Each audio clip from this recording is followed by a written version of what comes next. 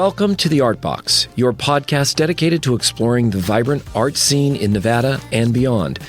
Join us as we embark on a journey through galleries, theaters, studios, public lands, and streetscapes, meeting the artists, curators, archaeologists, nature lovers, and cultural influencers who shape our creative community and our world. Whether you're looking for your next cultural adventure, seeking inspiration for your own artistic pursuits, or simply curious about the world of art, tune into The Art Box. Together, let's open up a world of creativity and imagination. Let's dive in. Dreams, what if the night is about you and me? So lift your head up to the sky, the witness of your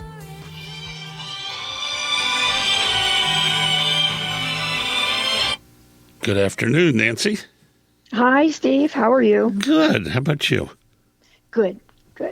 Thank you so much for calling today. You are Las Vegas. Absolutely. I've been here for almost 9 years now. Okay. You want to tell us a little bit about yourself? I've been a career woman most of my life. I started out in civil engineering. Then I transitioned over to academia for a little while. And then I entered the Foreign Service. That was my final career. And I was in the Foreign Service overseas, stationed overseas for 15 years straight. After I retired in 2010, they called me back for, I believe, 8 more assignments. I've been, I think, 16 countries, and a couple of them I've been in more than once. Okay, that you actually worked in. Absolutely. No, this is not a visiting. This is a working. Worked and lived in, I should say. Yes, exactly. Now, some of them I only lived there 3 months. Others I lived there 3 years. So it's a range. Some 4 months, but mostly 3 and 2 years. Where'd you grow up at? I grew up in Phoenix, Arizona. And you weren't a military kid, so you weren't used to this hopping around. No, not at all. I guess I was a Wonder Woman from day one, I guess. They say it's a gene, and my father had that gene, and so did I. I pretty much stayed stable in one place as a child, but once I became an adult, I liked the challenge of learning new things. And when you stay in one place too long, you stop. In my opinion, for me, I stopped learning. I had to try something new, so I just kept trying. And I was very successful at everything I did, so I have no complaints. Okay, that sounds like me. I stayed working for the same company for 30 years, but 2-3 years was pushing it. I had to do something new. Exactly. That's exactly what I did, yeah. I worked at a number of engineering companies in Southern California. And I worked at 3 universities on the East Coast. No, 2 universities on the East Coast and one in Arizona. I was at Columbia when I got the call for the Foreign Service. And I thought, well, do I want to stay in New York City or do I want to see the world? It was not a difficult decision. So off I went. And it all began. And I was one of those people. I have, I guess you could say, a very high threshold for fear and discomfort. I'm not disturbed by things that I'm not accustomed to or maybe make me a little uncomfortable. So I chose almost all of my postings were hardship during terrorism and war, famine and, poverty. So I saw a lot of the world that a lot of people would not see on their vacation, on their 2-week vacation. I'll bet. So you said your dad had this bug too. Were you guys exploring quite a bit and traveling when you're growing up? No, he and my mother divorced very early on, but he kept moving about. And I have always assumed that my bug must have come from, my DNA must have come from his side of the family. Because my mother really liked staying in one place. She enjoyed her home. We had a nice home. Did you travel a lot then when you were a kid, regionally or? No, just camping. Okay. No. Once I spread my wings as an adult, I ended up of course I traveled a little bit, but my first encounter with living in an uncomfortable situation, which I knew I could move on. I had a friend that said, "Why don't you move to Tijuana?" I lived in San Diego, and I thought, well, that sounds like an adventure. And so I did. And I lived in Tijuana in a little teeny tiny hovel of a place for almost 3 years. I've really enjoyed myself, met all of the neighbors, and it was just a real special event in my life to know how caring poor people can be toward one another. What did you do? Did you work there?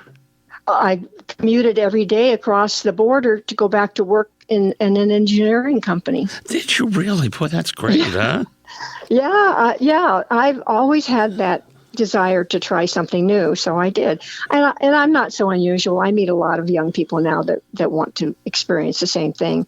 I was just, I guess, perhaps a little ahead of my time, maybe. I'm not sure. Yeah. So, living in Tijuana and crossing the border every day. Yeah, it was quite an adventure. This was 83 or 4 when I moved to Tijuana. I was younger. The adventure was there, and I always knew I could drive right back across the border if anything went really bad, So, and it didn't. It was wonderful. Did you get this bug? Maybe it was just in DNA, like you said, or were there any teachers, or did geography class particularly pique your interest? Not that I can think of. I've just always known that I had to see something beyond my backyard. It was just a part of me. And I remember when I moved to San Diego, of course I was younger and it was much smaller then. I remember distinctly, I saw the ocean, I swam in the ocean, I sunned in the ocean, and I said, okay, I've seen the ocean. I don't need to see the ocean anymore. What's next? I guess that's been my attitude most of my life. Even now, it's a little hard to just be so sedentary. Now, I still have a little bit of that wanderlust left. So, well, we live in a nice area. There's plenty to see and do. And I don't mean the Strip. Oh no, I take my friends to the Strip when they visit, and of course I love the Sphere, and I'll drive them past the Sphere to see, look what we have. But if they want to go to the Strip, they'll have to take an Uber. Yeah, that's what I say too. Yeah, it's interesting that some of my son's friends out in Vegas all the time, and we hooked up with them a couple times, and I would take them other places. They're like, I had no idea this was here. Oh, yes, right. Yes, yeah. there's houses here and schools and libraries, and people live here. People just go to work just like any other place, exactly. I love it here. I really like Las Vegas. I'm very happy to be here. Do you have any great stories from the Foreign Service? Well, and I'm sure they could be horror stories as well as funny stories. Sure. Well, with regard to art, certainly when I entered the Foreign Service, I was very naive. I had no idea what was coming. And I took a few art supplies with me. But what I discovered in almost every single country is there's a thriving art community, no matter the circumstances. And I can tell you a few of from Honduras, which was my first posting, I went to their art institute, which was wonderful. It's entirely different than how we learn, but it was wonderful to learn another approach to art and painting. Then I went to Bangladesh, which was really an adventure. They have, again, a thriving art community. And one of the stories, a couple of them, I met a woman who, there's a number of expat Americans living everywhere around the world. Everywhere you go, there are expats. And she was a Bangladeshi American who moved back, and she was an artist. So she invited me to her studio, huge home, gigantic kind of a mansion in the midst of all. If you've ever heard of Dhaka, it's an unbelievable place to live. It's not describable by most people. Anyway, lots of rickshaws, and it's just an amazing place. So every week I would go to her home, and she would hire a prostitute. The little women that worked the night also would be happy to sleep on a sofa in the daytime and let me paint them. And then they would earn a little money, okay? So this became quite a habit. And one of the little gals had a daughter, and the daughter was about, at that time, probably 5 or 6 years old, and had never drawn, never held a pencil, anything.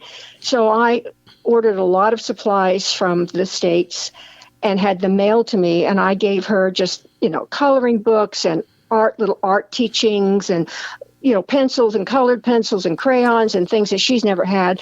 And she would sit there during the daytime when I was painting her mother. She would be drawing her little drawings. And that to me is a very special event personally in my life, to touch someone in that way.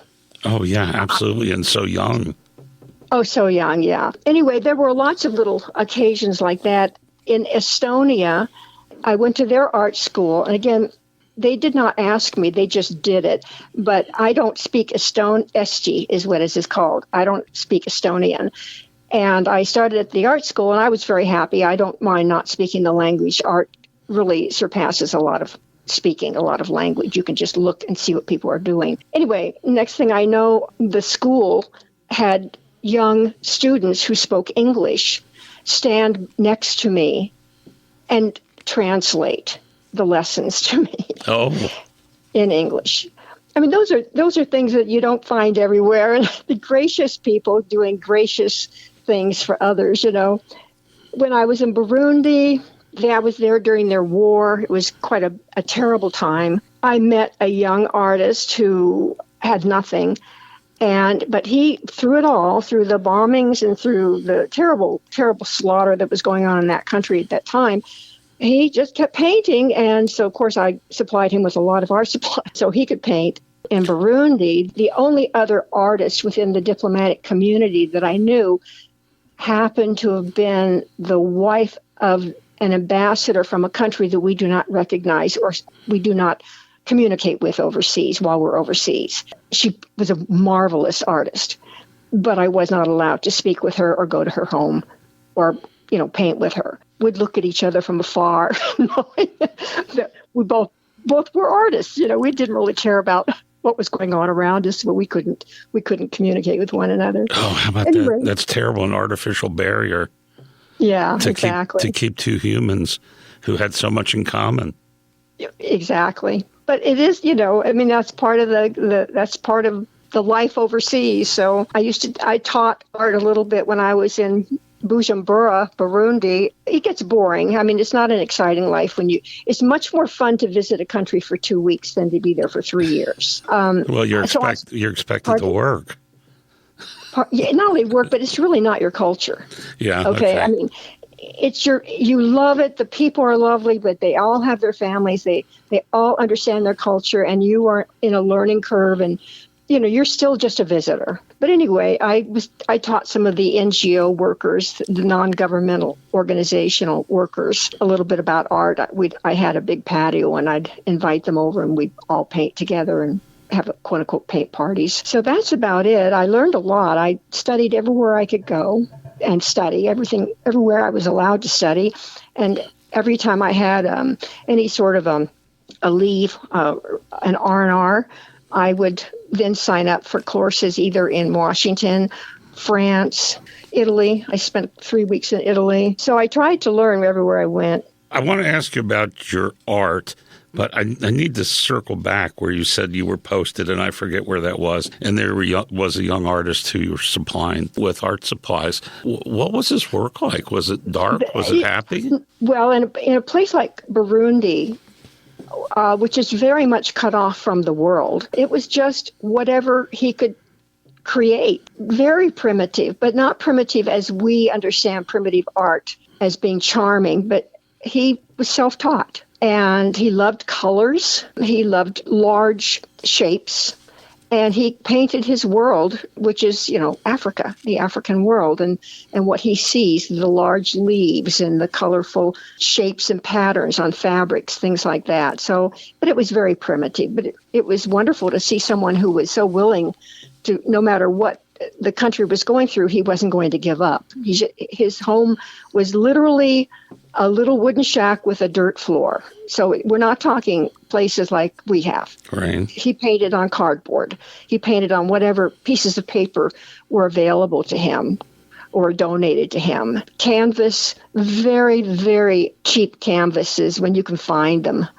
So he obviously had someone that was giving him canvases. I never did. I gave him art paints and brushes. We volunteered at Pahranagat National Wildlife Refuge, and maybe you've been by there up in Alamo. And one of the other volunteers there, she was retired Army. She was a birder, and she just loved birds. But the thing that amazed her was that she was in such a dark, horrible place, yet she said the birds didn't know the difference. The birds went around, and she said for normalcy, she would focus on the birds. Yes, that's very nice. You have to focus when you're in these places.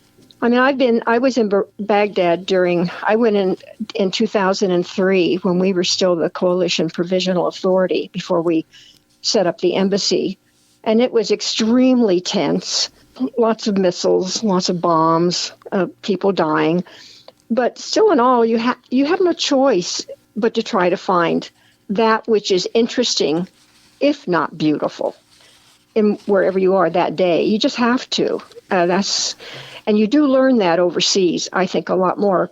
When I was in Burundi during their war, I had a patio, and we had to stay. We were very limited. We couldn't travel anywhere, maybe a mile in all directions, no more, for 3 years. Okay. Yucky.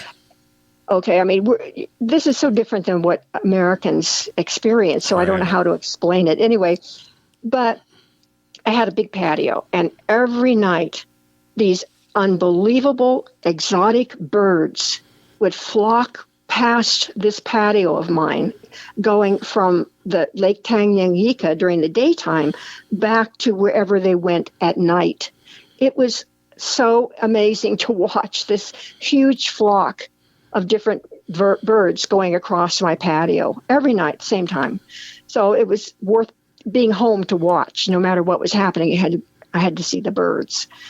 It was that type of thing that made it worthwhile, for me at least, since I was not able to go anywhere. Yeah, if we humans could only learn from the birds, huh? Ah, yes, indeed. Indeed we can, yeah.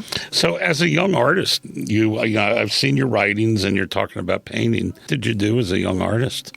Actually, I didn't start painting until I moved to New York City and started working at one of the universities, and decided that I would just try my hand. I thought, well, sick people is all I can draw, boxes and circles. And so I started at the Art League School in the evenings and discovered that especially having the teacher I had, that I really could do more. Started with pastel, and learned to draw with pastel, people and flowers, etc. But once I discovered oil painting, I was just hooked. I never bothered to go back to anything and stayed with oil.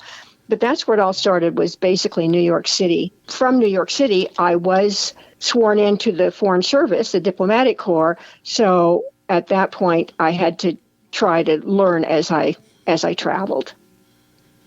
So I'm basically self-taught. Other than workshops, I'm self-taught. Yeah, it's amazing the number of people that are. I guess it's all in what's in your soul. Yes, and also when you enter and what you expect, and how hard you want to work and grow. Yeah, I agree. Yeah, you do have to work. And of course, the older you get, I think the more you realize that when you're young, you sort of expect. I am assuming, I know I did, I sort of expect everybody to just sort of, explain it to me the way I want it. And then, through osmosis, I'll pick it up and run. It doesn't work that way. Life doesn't work that way. So, no, it doesn't. But now I don't, I'm 72, and now that I can, although I'm involved in everything in life is a dizzying array of running here and running there. But I like that there's time for art. So, and I've learned that what I want art to be, it can be. It doesn't have to be what other people want it to be. Yes, right.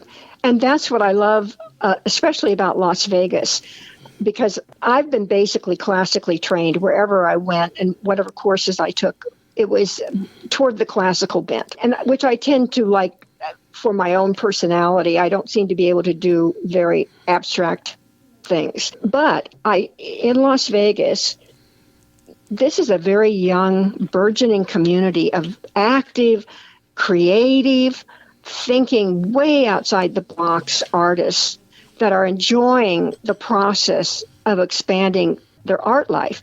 And it's so much fun to watch. Yeah. It's so different than mine.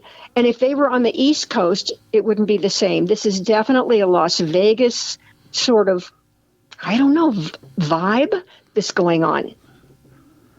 Yeah, and what I like about the vibe at Las Vegas is everybody does something different. So there's just so many things that people do, and you know, I love it.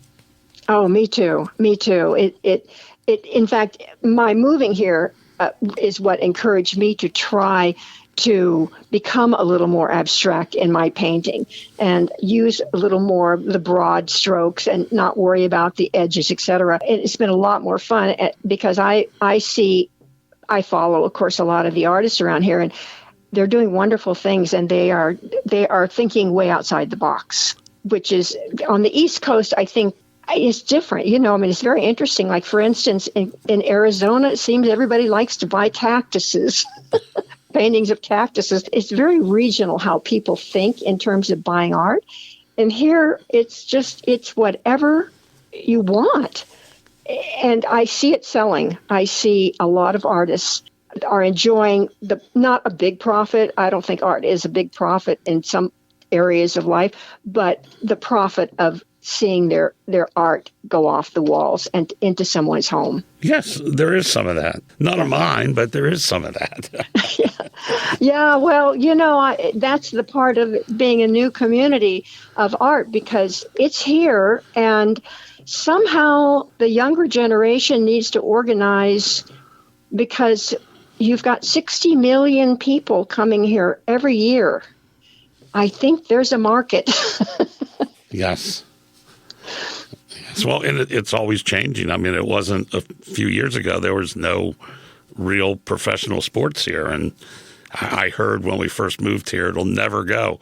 And, you know, of course, professional sports is gone like gangbusters here now. So exactly. You know, yes, exactly. The area is changing and evolving. So I want to ask you, were talking about one of my many assignments while in Baghdad. And it said that you were tasked with submitting new national flag designs and draft ideas for the Iraqi passport.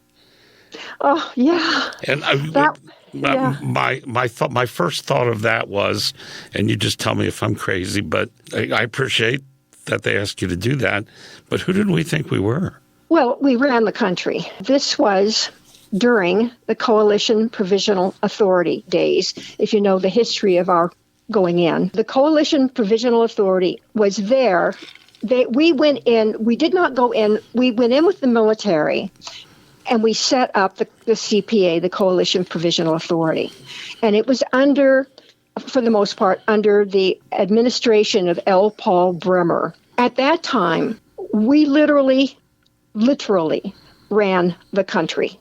Okay. It was in chaos, and we introduced cell phones. We introduced cell service. We upgraded. Many people don't know all that we did, and they only know one side, and I won't go into it. It's too complicated. But we set up a new postal system. We opened up the banks again. I mean, it was an entirely new country in many ways. We used to call it the New Iraq. Okay. Part of that was working with the governing council, and the governing council were a number of Iraqis. Some of them were expats that came back. They had to flee when Saddam came into power. Okay. So they all came back. There was a large constituency called the governing council. So we offered them virtually everything, and that is designs on stamps, whatever they needed. Okay, we offered it to them. It doesn't mean they had to take it. It only means that we wanted to see them become a successful country on their own right. And so they came to me and said, first of all, they asked me to help the new prime minister set up his secretariat. So I did that. And then they asked me if I would at least offer some designs for new passports for the new Iraq. And I did that. And then they asked me, well, would you mind offering us some ideas for a new flag for the new Iraq? Okay. And I did that. Now, in the end, they all decided, and I think it's perfectly legitimate, they decided to keep everything the way it was. In other words, they didn't want to throw the baby out with the bathwater. They just wanted the continuation of what the designs were already on the passports and on the flag. So that's what happened. Okay. Okay. I was just, where it was in my head, we had American artists come in and create a new flag and say, here you go, this is it. Right. No, I had, I did a lot of designs and all of them. I mean, I certainly spoke, this was all in concert with many Iraqis. I mean, this was not on my own. I had to find out what would be appropriate, what would be insensitive and part of their history, et cetera. I worked very hard to make sure that whatever I offered them was something that would be appreciated. And I, everybody was very appreciative of my efforts, but in the end, the governing council just decided they really didn't want to throw everything out. They wanted to keep some continuity, and so they did. Well, interesting. It is interesting, isn't it? Yeah. So why Vegas? When I retired from the Foreign Service, I owned a home in Virginia. I realized after 5 years in Virginia that I wasn't ready. I just wasn't ready to be that bored for the rest of my life. I used to say, in fact, I wrote letters. I'd say, I'm very excited. Today's Wednesday. The gardeners are coming to mow around the pond. And that's about it for this week. It was pretty boring where I lived. I couldn't stand it. I said, I'm out of here. So I thought, well, I grew up in the West. And so I flew into Las Vegas, not even considering Las Vegas. I flew in thinking, well, I'm going to look in California and Arizona. Just, it was a cheap flight and I'll rent a car. Well, I flew in and I saw the high rises and I said, this is it. I've got the best of New York City without being in New York City, and I've got the best of the desert without living in Phoenix. So I planted myself here. Oh, well, that was good. Do you have any relatives here? No relatives, no. Okay. Lots of friends, happy to say. This is a wonderful city. Yeah, well, that's good. We have the Women's History Center here, and Jean is the founder, and she has a saying that grow where you're planted. Yes. So, yes, indeed. Yeah, and I love that. Well, for me, it says something that I have no desire to leave Las Vegas because my 3 years, I've now spent, it'll be 3 times 3 years pretty soon. I can't think of another place in the United States that I would want to live other than New York City, and nobody can afford that anymore. So that's off the radar. So I like it here very much. So do you travel around here a bit? Do you have other interests like hiking and? Yeah, I travel back and forth to California and Arizona quite a bit. In fact, I'm hoping to sign up for another course at Scottsdale Artist School pretty soon, if it's still open, et cetera. But yeah, somewhat. I'm planning on, all of my Foreign Service friends are scattered throughout the country. This next summer, I'm going to take a nice trip and go to Alaska and Washington and then D.C. and Virginia, and Washington State, D.C. and Virginia, just take it all in. Because the easiest place to travel definitely is the United States of America. And I've seen the world. I don't need to go back overseas at all, ever again. I don't need to get on a plane anymore. I agree. I'd rather take a bus. I really mean it. And everybody says, oh, it's more dangerous. I don't care. I don't want to get on the plane. Yeah, I agree with you. Yeah, I traveled for work, and I just don't need to go to the airport anymore. Now, what was your job? I worked for AT&T. Oh, okay. All right. And you traveled a lot for your job. Yeah, huh? I traveled to they found out that I found out that I could live in Florida and work out of New Jersey. So I just had to fly there every week. So that's the way it was for a number That's of enough. years. Yeah, Yeah, that's enough. Yeah, I don't know how I could do that, but in any case. Oh, well, the overseas flights, the Foreign Service is hard to explain, but we have what they call Fly America Act. And what that means, basically, is that if there is for example, if there's a foreign carrier that is not linked to any of our rewards of American Airlines or whatever, they're not linked, okay? And it flies directly from Las Vegas to, let's just say, Bahrain, okay? Bahrain. I am not allowed to take that foreign carrier. I have to take an American carrier. sometimes the American carriers go from, let's say, from Las Vegas to Chicago, Chicago to Paris, Paris to, let's say, Frankfurt, down to Frankfurt, down over to Abu Dhabi, and then over to Bahrain. In other words, instead of getting a direct flight, I have to fly 3 or 4 legs, 24, 48 hours upright to get to where I'm going. And I said, I'm not doing that anymore. I've quit. So I don't want to fly. You mean you just couldn't go over to Nellis and hop on a C-17 and go right there? Oh, no, not, well, no. Don't I wish? Yeah, no. Nothing simple in a bureaucracy. So, and they didn't make that simple either. So I said, I'm not doing that anymore. I've sat so many times in airplanes waiting for the snow to be cleaned off or the, whatever. So Nancy, right now, do you have a studio? In my apartment, I would like to find a studio. That's the hard part here. I've had a hard time finding a studio to rent, and that's affordable. They're very expensive here, but I would like that. I have my home studio. Okay, you want to describe your home studio for us? It's my main room. I shrunk my living area. It's now my studio is my living room, I guess you could say. And which is fine with me. I'm very comfortable. But I have a 2-bedroom, so it's not like I'm not living on the floor. I paint now. I paint little still lifes, and I sell through the Art Box at the Container Park. Oh yes, I visited there the other day. Yeah. Well, my items are on the wall there too, and I do well. I'm surprised. I'm always shocked, but I sell anywhere from 2 to 5 a month, so I'm happy. Oh, that's great. And it's very cute. And I had no idea there was somebody who stole our name, the Art Box, or maybe we stole theirs. I think maybe you, but I think it works. I don't think it's a bad thing. No, and I was I went to see Pablo Gonzalez. He had an exhibition at the Natural History Museum, and I was there. I was talking to the young gentleman working there, and I said about the Art Box podcast, and he said, "Well, I have work there." I'm like, "No, well, I don't know you." So then he told me, and I was like, okay. So I went right over there and visited.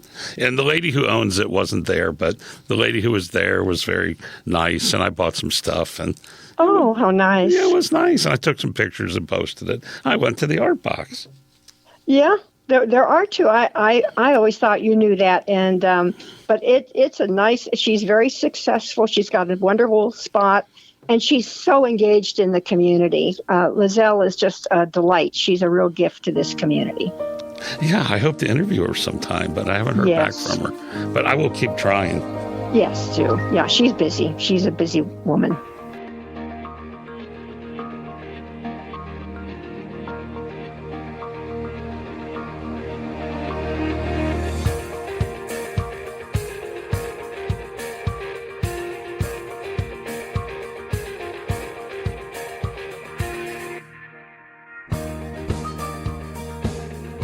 You have your studio in your living space.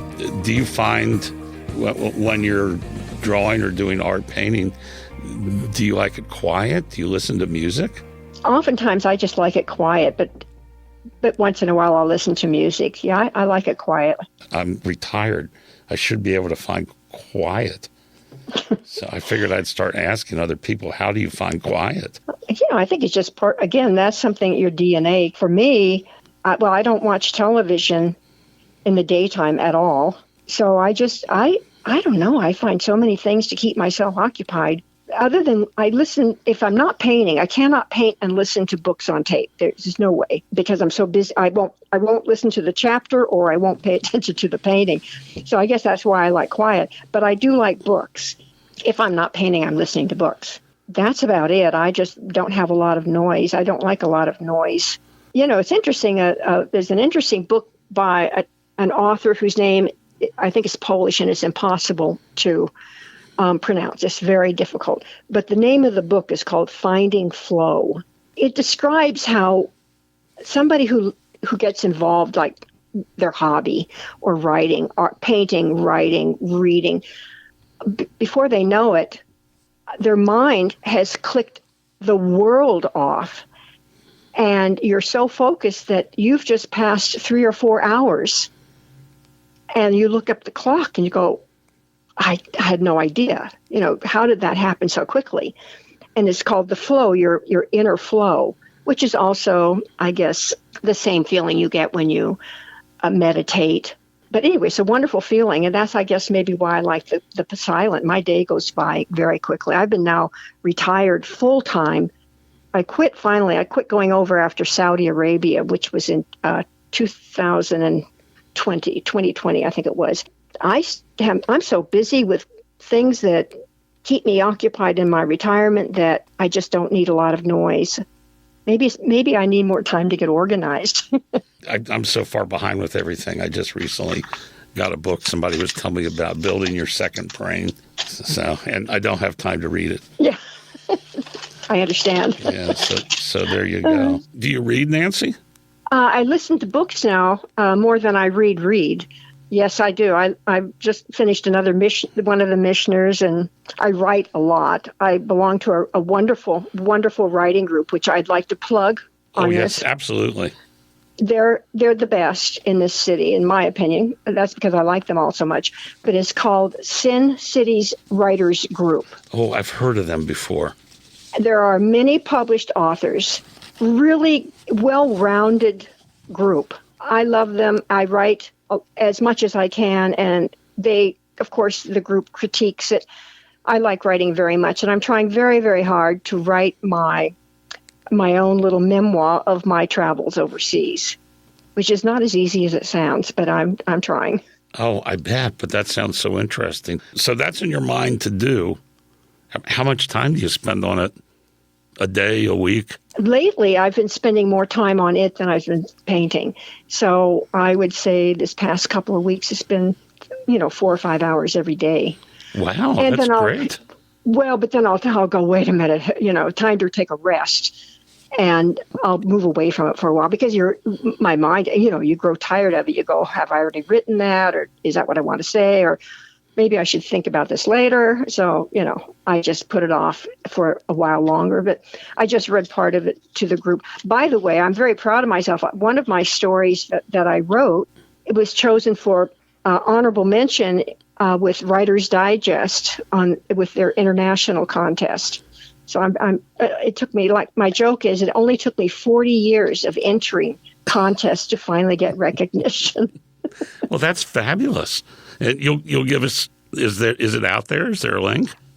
It's on my website. Okay. Yeah, it's on my website. Other than that, it's not out anywhere else. No. Okay. Hey, so I don't know whether you want to recite any poetry for us or not, but I was very interested.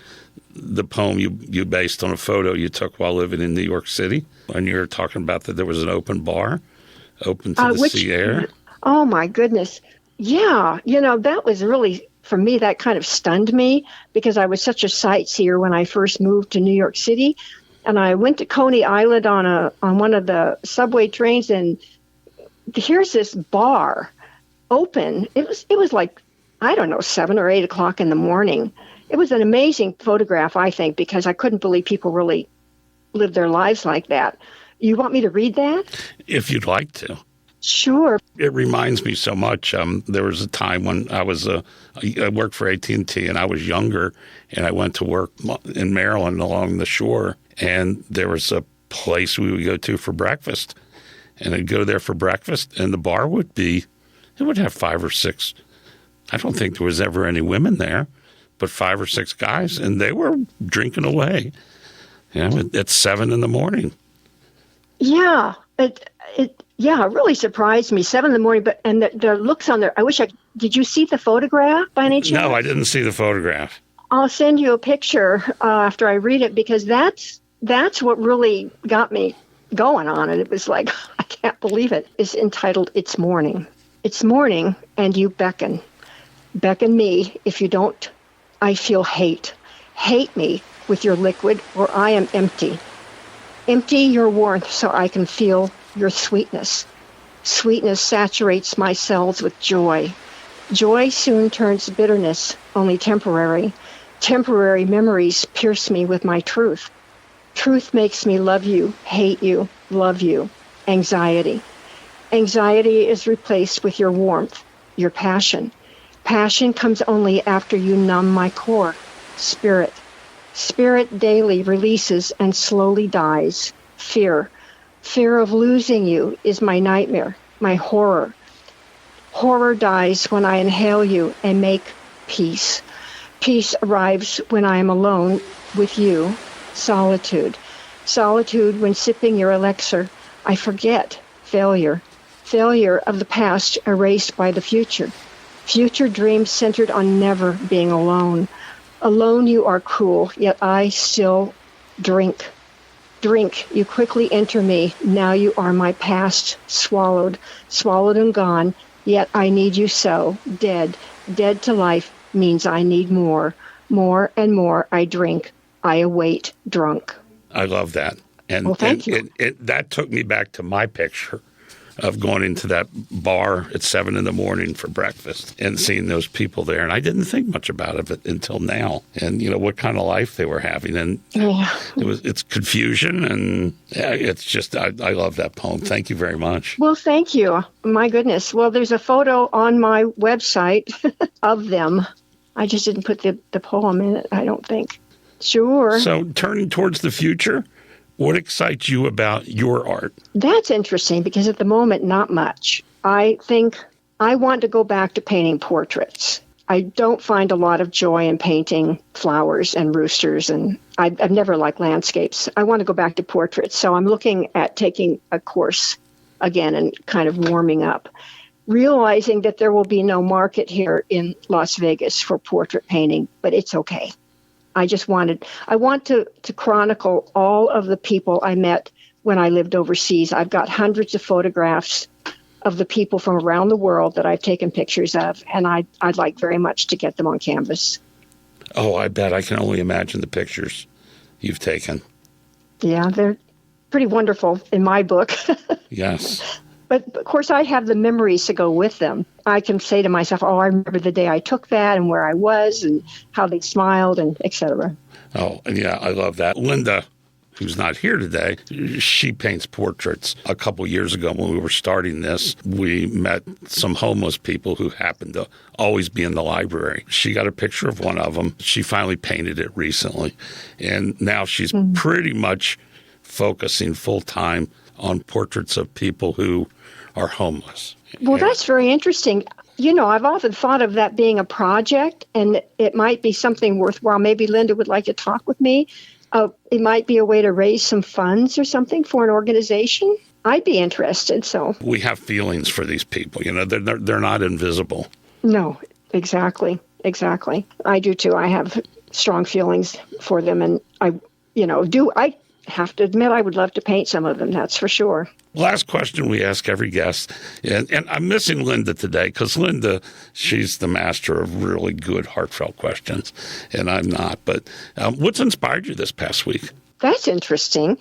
I pulled out an old photograph when I was in Burundi, back again. My whole life's been overseas, so I hope people don't think I'm trying to brag. I'm not. It's just where I was. But when I was in Burundi, we handed food and blankets and clothing to a large group of the local. They're called Batwa, and they're just beautiful people. And they're way out in the countryside of the country. I took some photographs of 3 adorable women wrapped in their blankets, and I said, "That's it. I have to get back to painting what I love the most." So to be truthful, I found a really large piece of cardboard, and I'm working out my design. I'm practicing their features and their gestures so that when I put it on canvas, I'll have a little bit better idea of what I'm doing. And so that's what inspired me. I'm off and running this week. Oh, that's fabulous. And on a piece of cardboard. Yeah, we don't realize in this country that most of the world does not always learn on fancy canvas. Yes. Aren't we spoiled, huh? We are a little spoiled, and when I find a piece of cardboard that I can slop paint on and know that I don't have to even think twice about making a mistake, all of a sudden I get better. Then from there, after I work out, I can think through shadows and I can think through values. I can figure it out. It doesn't have to be great. It just has to be on something. So you can go, no, I don't want to do that, or yeah, I can fix that. Then you go to the canvas. So that's what I do. Oh, okay. Now, I don't do that for the little tiny paintings that I sell, but I mean for something that I really want to hold on to. My website has a few of my paintings that I've not been able to let go of, so I keep them. In your creative journey, which has taken you around the entire world, have you ever experienced a moment of awe that so deeply influenced your work or perspective? A couple. I was in St. Petersburg, Russia, and I was lucky enough to have a private tour of the Hermitage, which is an amazing building. If you know about it, it's the former residence of the Tsars. When I was walking through, we went to a room that was closed off with stacks and stacks of paintings. And they were all the paintings that had been rescued and retrieved or returned to Russia that were taken by Hitler during the Second World War. Oh. And that was very emotional for me because I love history and I knew about that, but I didn't know about the Russian part of the history. And she let me look through them. And I mean, lots of Russian artists, but all very just wonderful paintings. That's when I said, well, I've just got to do better. These people are so good. And some of them are not known at all. They're just artists from Russia. But if they can do it, I can do it. And the other time, I think, was when I was in Algeria. I was in Algiers during we were locked down a lot. We couldn't go anywhere without guards in armored vehicles. The charge d'affaires and I decided to go to the local art museum that had been shut down, and we got special permission. We went in. It was all dark. It's very small. It wasn't it's mainly like a ranch-style house, not very big. When they turned on the lights, here were these Monets. Really? Yes. I had no idea. Dene. I mean, all of these unbelievable pieces of art that had been left behind, because that's where they used to spend their winters, and they would just leave these behind. So that was very inspiring. And so those are the two events that have inspired my art more than anything. And the fact that so many people in the world try so hard to do well without one lesson in art, without one, always handicapped by supplies, by not having good paint, by canvases that will deteriorate, but they never stop. It's just something that human beings do? Yes. No matter what the circumstances. Yes, no matter the circumstances. Exactly. Yeah. Even during the terrorism attacks in Algeria still had their art school up and running. So. Oh, really? Art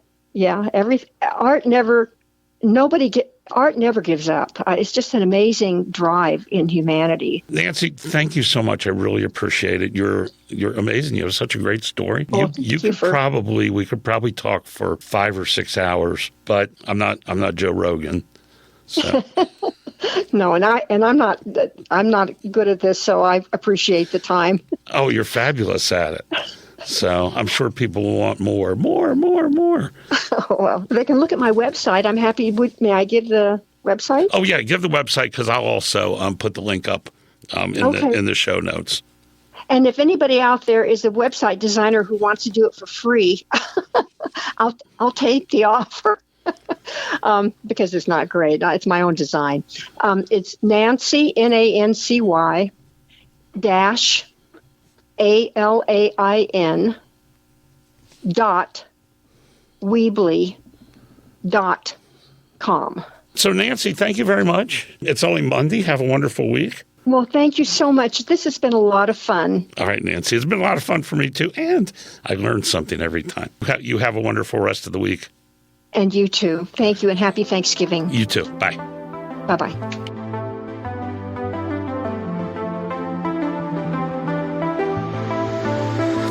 Broadcasting from the Mesquite Works Steam Center in the scenic Mojave Desert, the Artbox sponsors thank you for listening. You can find us on Spotify, Samsung, iHeartRadio, Podchaser, and Amazon Music. Please subscribe so you don't miss an episode. We are on Facebook and Instagram as The Artbox. We welcome all comments. You can email us at artboxvv@gmail.com. The views and opinions expressed on this podcast are those of its hosts and guests and do not necessarily reflect those of our sponsors.